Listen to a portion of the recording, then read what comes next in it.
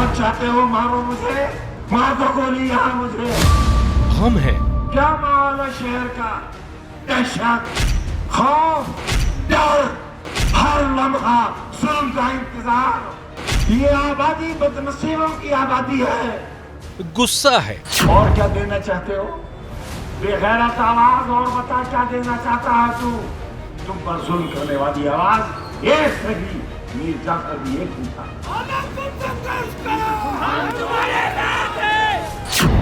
रंज है। मैं आसमान से जमीन पर आ गया। मैं शिकायत करने आया हूँ आपसे। मेरे एक आंसू का हिसाब नहीं दे सकते आप। सामने की बैरक में मेरी बीवी बंद थी और 8x11 की कोठरी में मेरे साथ मेरा बेटा बंद था। है कोई बाप ऐसा जालिम?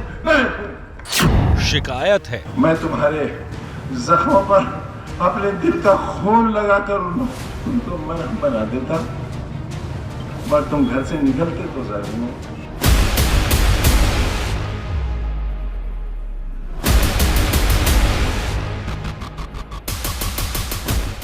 ये वही रामपुर है जहां आजम खान गरजते थे।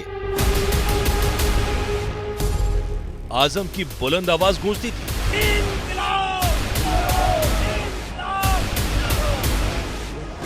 लेकिन समय का चक्र ऐसे घुमा कि आज मंच वही है, सामने भीड़ वही है, लेकिन आजम की आवाज में अब वैसी बुलंदी नहीं है।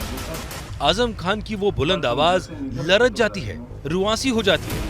मुझको शिकस्त दिल का मजा याद आ गया तो तुम क्यों उदास हो गए? क्या याद? कहने को जिंदगी थी बहुत मुख्तसर, मगर कुछ यूं बसर हुई कि खुदा याद आ। रामपुर यानी आजम का गढ़, लेकिन इसी रामपुर की लोकसभा सीट आजम के रहते समाजवादी पार्टी हार गई। अब विधानसभा के सीट पर उपचुनाव है, वो भी आजम को अयोग्य ठहराने के बाद।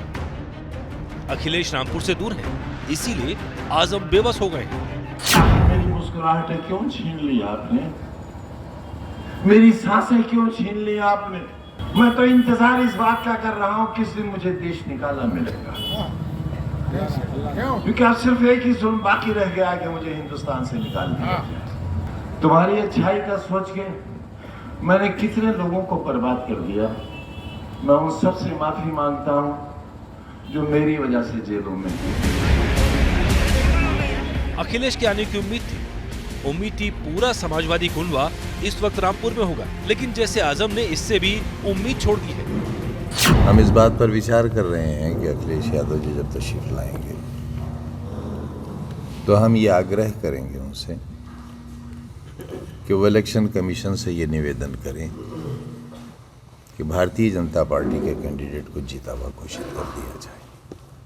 चुनाव की क्या जरूरत है? आजम की उदासी मायूसी अपनी जगह है। कांटे की टक्कर में अकेले होने का दुख है, लेकिन दुख की यही डोर मैनपुरी में भी है, जहां अखिलेश पूजा पाठ कर रहे हैं, शिवपाल रैली कर रहे हैं। अपनी विरासत को बचाने के लिए डिम्पल मंच से कार्यकर्ताओं को चौकन्ना कर रही हैं।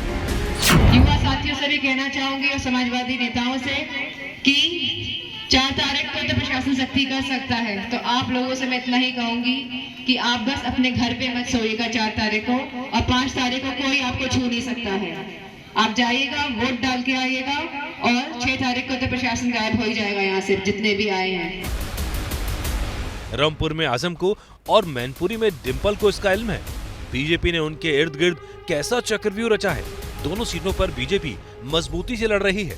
मैनपुरी में सीएम योगी के निशाने पर डिम्पल और अखिलेश नहीं, पूरा परिवार था। भाइयों बहनों, मैं एक दिन बयान पढ़ रहा था, चचा शिवपाल का। उनकी स्थिति तो पेंडुलम जैसी हो गई है। पेंडुलम आपने देखा होगा ना, बेचारे को पिछली बार देखा कितना बेइज्जत करके भेजा था, कुर्सी तक नहीं मिली। आजकल एक अंतर्राष्ट्रीय स्तर पर फुटबॉल का टूर्नामेंट हो रहा है, फीफा का। फुटबॉल की तरह जब भी व्यक्ति घूमता है, एक किक मारता है, दूसरा दूसरी तरफ से मारता है, उस बेचारे की स्थिति नाचने की होती है। कुछ लोग फुटबॉल बन गए हैं। गढ़ बचाने के लिए रामपुर में आजम की इमोशनल अपील है तो मैनपुरी में समाजवादी परिवार को नेताजी की विरासत पर भरोसा है। लेकिन बीजेपी की पावरफुल कैंपेनिंग ने समाजवादी पार्टी की चिंता बढ़ा दी है।